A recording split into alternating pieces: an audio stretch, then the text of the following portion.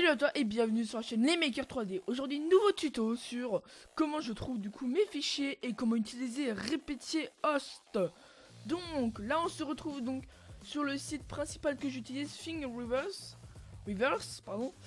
Alors j'ai trouvé un petit fichier assez sympa pour placer ces fils. Donc ça s'appelle Cable Management Thingy.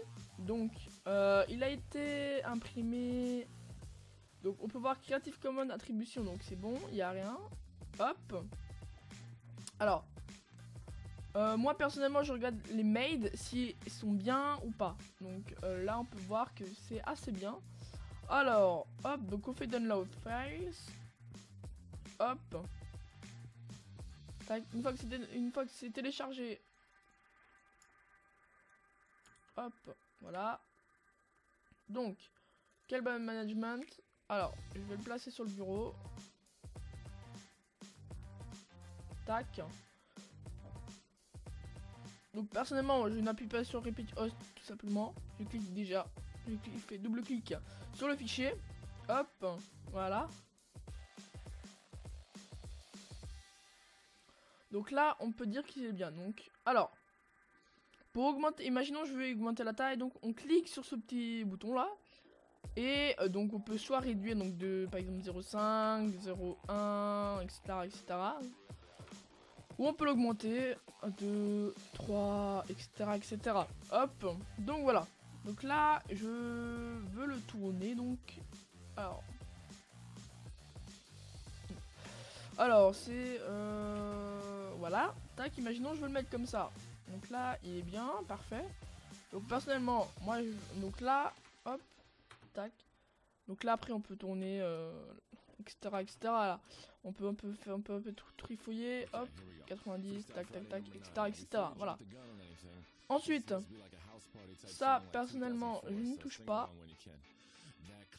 Et ça non plus. Donc voilà. Moi, je ne touche pas vraiment à ça.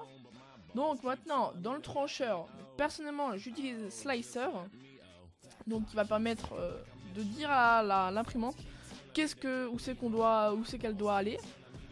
Donc là j'avais imprimé en 0,25, donc je vais choisir par exemple densité de remplissage, on va dire pour une pièce comme ça, moi je vais mettre du 70%.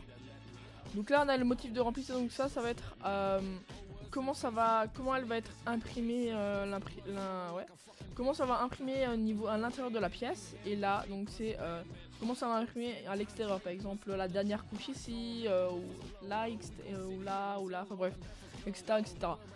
Donc là c'est la hauteur des couches, donc en millimètres. Le refroidissement c'est gros, c'est selon les imprimantes. Donc normalement il y en a tout le temps une, donc ça va permettre de refroidir tout simplement de refroidir l'extrudeur si jamais il est trop chaud, enfin bref, des choses comme ça. Là on a le support, donc si jamais la pièce elle ne peut pas tenir toute seule, par exemple imaginons qu'elle est grande, et ben voilà, donc voilà. Après là on a le réglage de l'impression, réglage d'imprimante, etc., etc. Donc là on peut aller dans configuration éventuellement.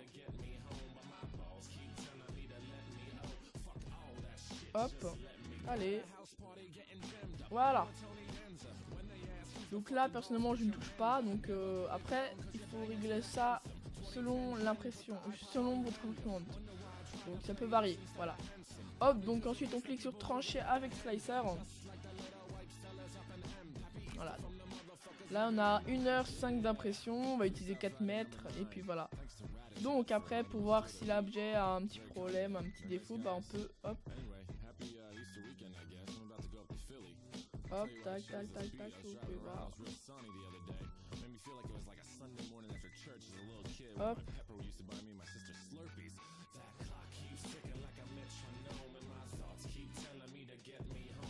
Etc., etc. Donc là on n'a plus qu'à sauvegarder et puis voilà, et puis là vous pouvez voir le G-code, donc toutes les positions qu'il va prendre lorsque j'imprime.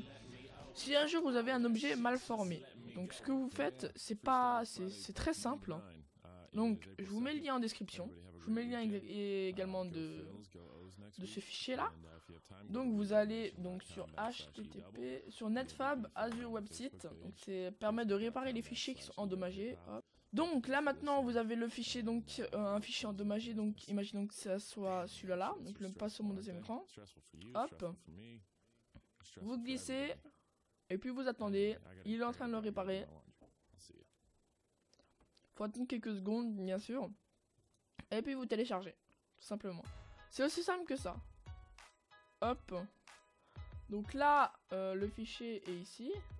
Donc, après vous n'aurez plus qu'à enregistrer sous et dans le fichier donc le format que vous voulez tout simplement. Donc personnellement j'enregistre en STL après. Et après vous faites la manip qu'on a vu juste avant.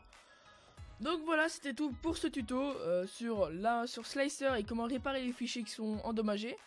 Donc je vous laisse à la semaine prochaine pour une nouvelle vidéo. Allez, ciao! Re-salut, donc j'ai oublié de te dire lors de l'enregistrement que un code promo donc est disponible donc pour vous sur le site tout simplement filament-abs.fr. Donc le code promo s'affiche à l'écran maintenant et il sera bien sûr en description. Donc je vous laisse, n'hésitez pas à vous abonner, à liker et puis voilà, allez ciao ciao!